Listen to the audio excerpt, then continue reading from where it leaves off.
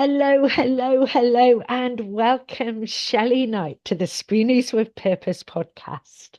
It's so lovely to have you here to talk to you about purpose. But would you like to tell people a little bit about who you are, what you do to start off with, and then we'll talk about other things. Yeah, thank you for having me. So I'm Shelley F. Knight and I'm a soul coach. And people go, what's that? But basically, you're like a spiritual mentor. I work with women who are tired, whether they're tired of recovering from grief, long-term illness, life itself as we lose our identity. And I bridge the clinical, because I'm a once upon a time nurse, clinical hypnotherapist, counselor, into the spiritual, about setting up daily routines, managing your energy, trusting the universe, and all the yummy things that spirituality is for me. Oh, that sounds fabulous. I'd love to hear about more about that in a moment.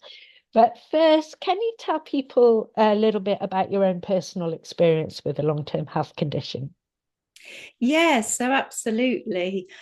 So I was a bit of a tigger for many, many years. I'm 51 now, but right up to sort of like my mid 40s, very much like Tigger, like very excitable, boundless energy, endless spoons.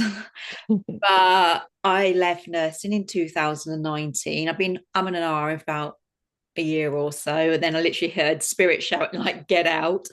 And as we recall, here in the UK, COVID broke out in the early months of 2020. And in all my time in nursing, I managed to avoid all the D&V, diarrhea and vomiting, all the flu and that. And I went from nursing back into my first love of teaching, working in schools. All the teachers and teaching assistants will relate to this, every germ under the sun. So when COVID came in, I got it. And I didn't think much of it at the time. It was kind of September 2020, and it was really hard to get a COVID test. It's when we come out of lockdown and shielding and things like that. We were told, don't worry, don't wear a face mask. And I got COVID, and it wasn't really bad. And I think I've found that many people who live with long COVID, it wasn't really bad. It was annoying sore throat, like a really bad cold. And I just thought, oh, I'll be back to work soon. And well, that was 4 years ago, and I still live with long COVID. It does what it says on the tin, it goes on for a long time. Yeah, and there's some R-ing around it. I've been discharged from a long COVID clinic because apparently I've had long COVID for too long. I was like, well, the clue's in the title. But what it means for me is that my energy, I'm no longer Tigger, I'm more of an Eeyore, kind of plodding through life on some days.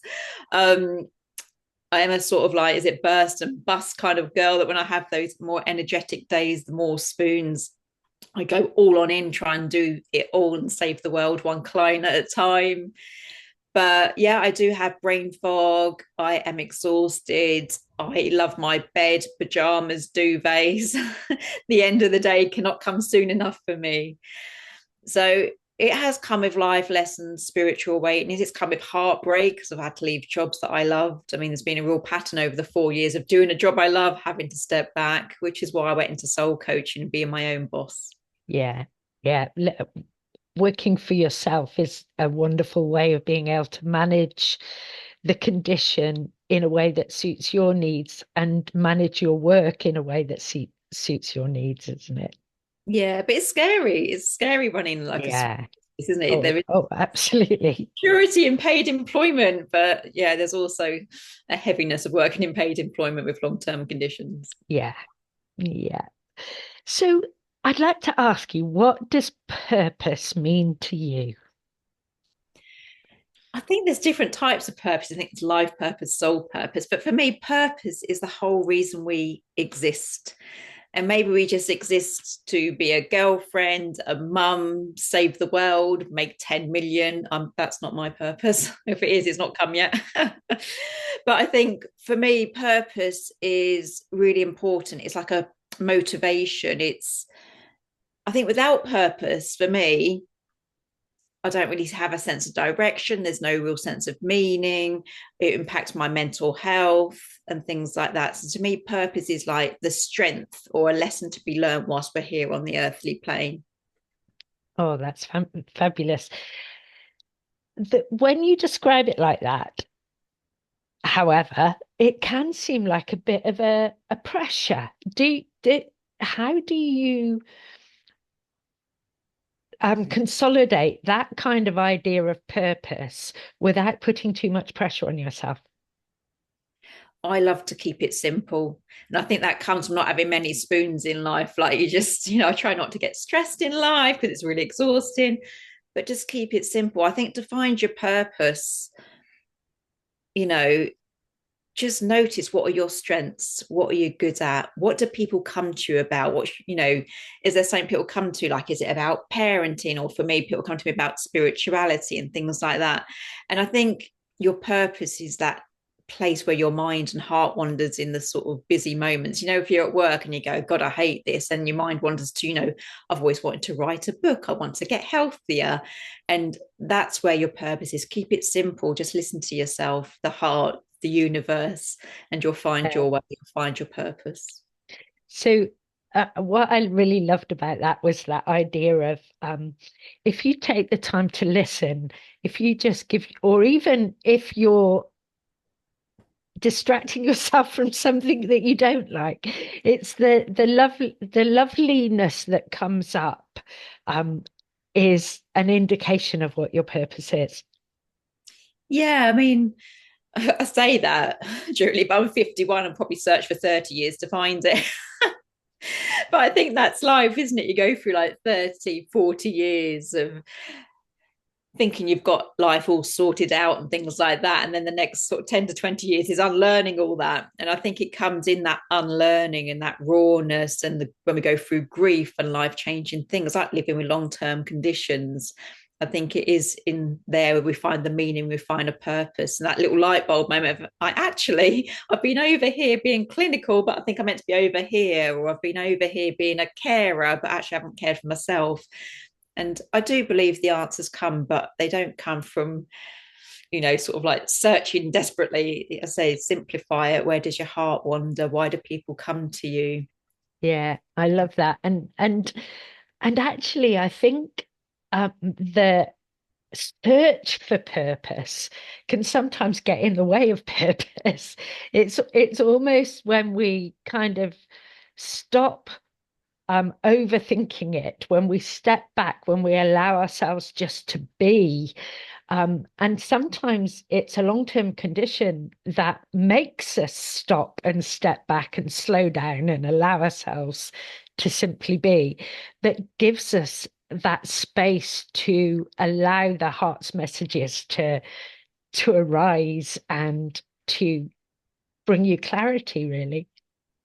Absolutely. Like if someone said to me like 10, 20 years ago, like, oh, you're going to work all things spiritually, I'd see my first class degree and the diplomas and all things like that. But actually, whilst I'm sure we all have days, don't we, of our long-term conditions where we get a bit angry or resentful, but actually my life's far more beautiful now than it would have been sticking to the safe path.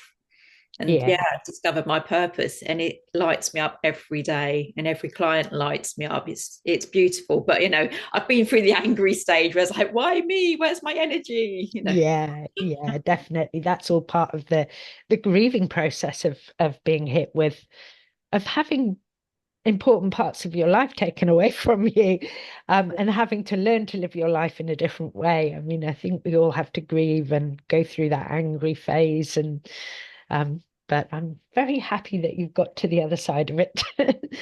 So tell us a little bit about how do you balance living with purpose with living with a long-term health condition?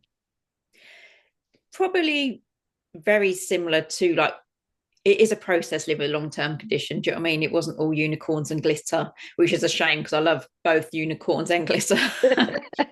But it was acknowledging the change, and it's quite hard. I'm sure other people with long COVID will relate to this, that you go along, you think you've nailed it, and you're almost back to your former self, and then you get a relapse from stress, trauma, virus, and things like that.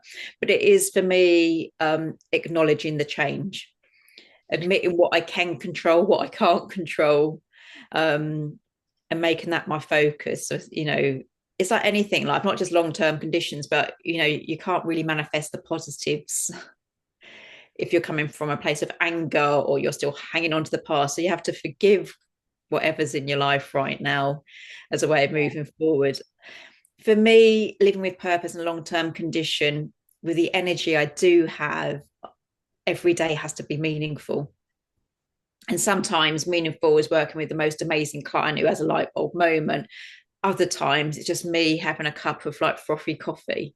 If that's all I've got energy for, it's still really healing and nourishing and insightful. So finding meaning in every day with the energy that we have. Yeah. So finding meaning in what is rather than putting meaning on what isn't.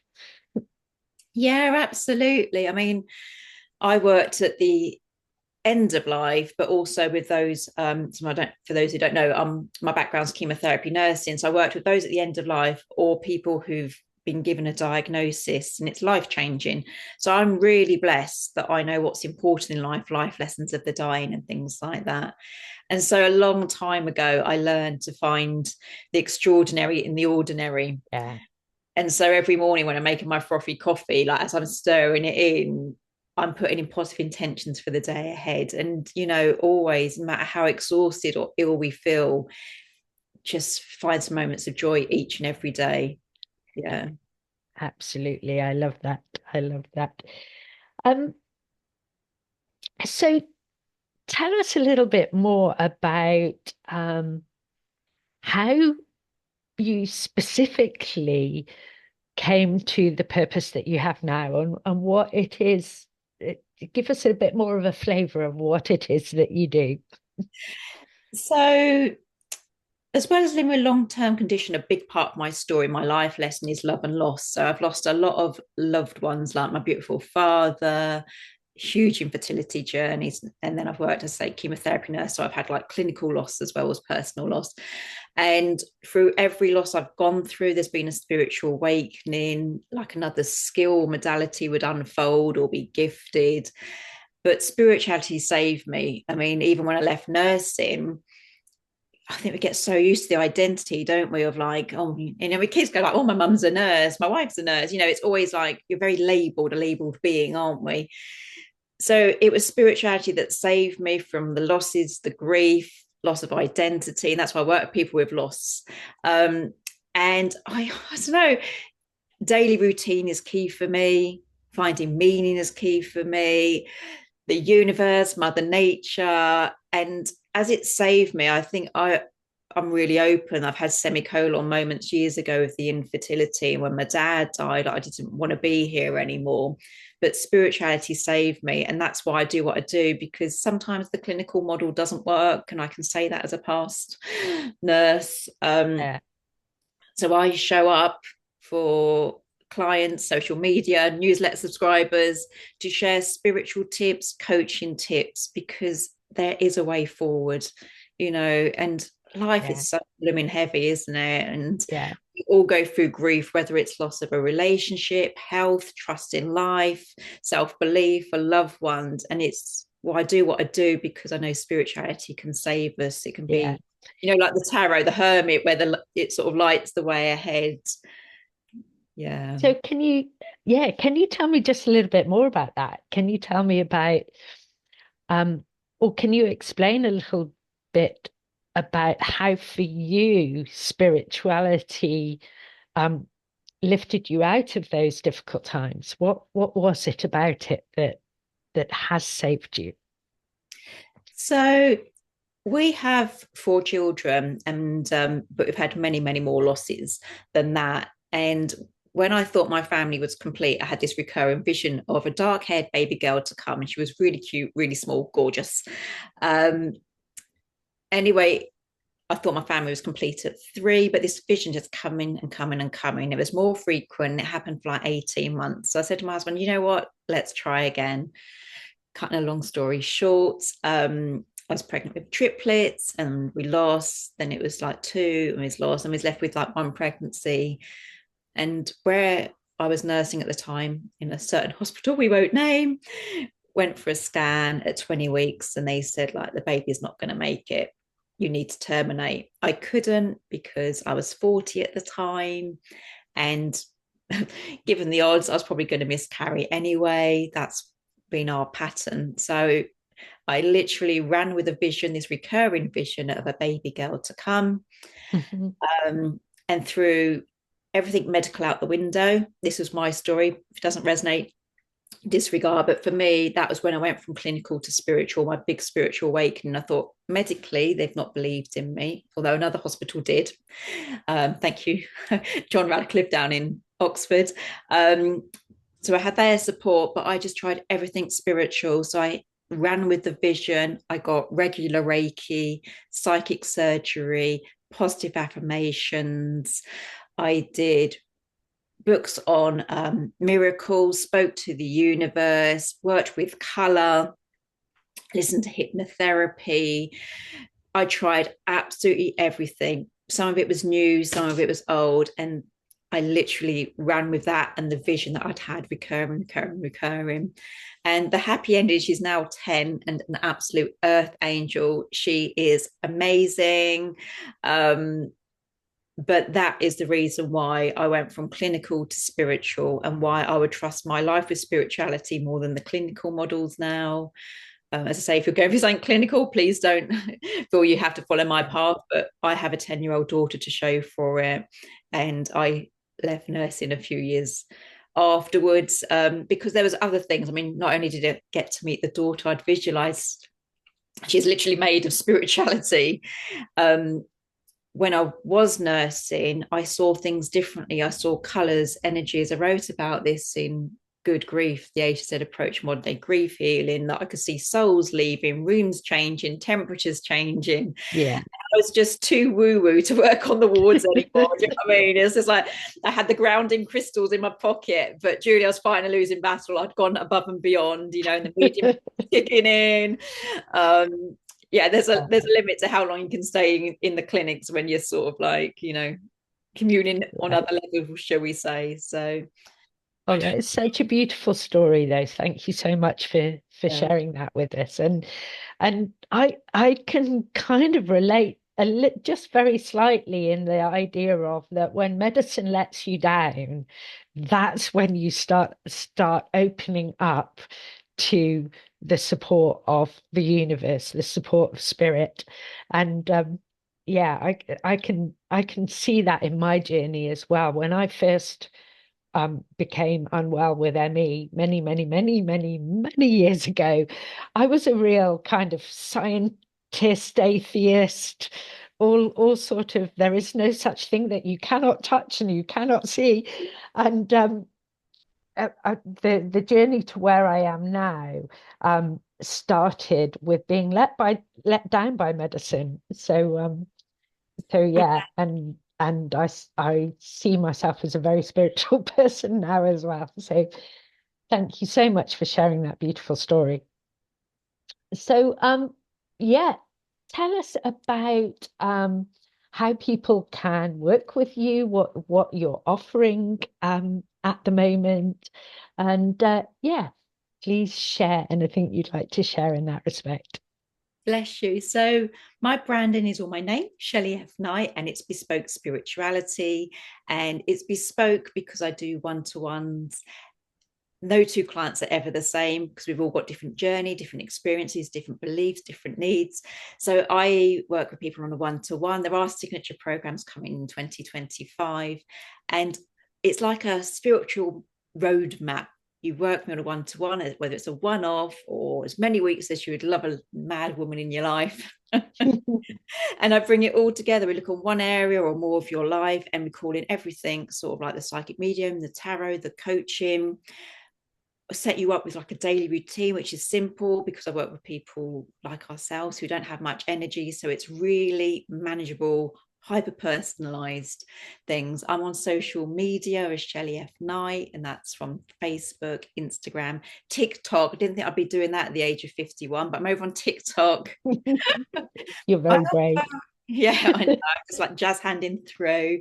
And also just because I want to try and reach as many people as possible, I do a weekly newsletter, which you can find on my website. It's shelleyfknight.com, and you subscribe down the bottom. It's a free newsletter, and every week there's a coaching tool or a spiritual tool you can do, just spirituality in your inbox, because it's free. And as I want to help as many people as possible, you don't have to come and work with me. I'd love you to. I just generally lights me up when women come together. So yeah, that's me, Shelley F. Knight. Thank you. And I will share all of those links and details wherever I post this podcast. So thank you so much for joining me today, Shelley. It's been an absolute pleasure talking to you. And for any of you who are listening, I would also like to invite you to join the Spiritual Spoonies with Purpose Facebook group, where you'll find a lovely community of spiritual spoonies all working to create joyful wellness and make the world a better place together. So you'll find that link here as well. So thank you so much, Shelley. It's been great talking to you. You too. Thank you so much. Thanks.